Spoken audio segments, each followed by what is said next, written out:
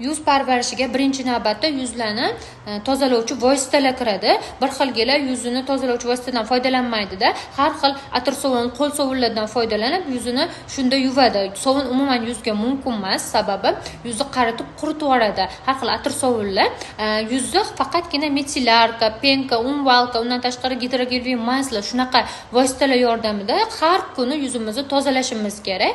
Makiyaj bilan uxlab qolmasligimiz kerak. Bu ham juda ham yuzni qarituvchi omil hisoblanadi.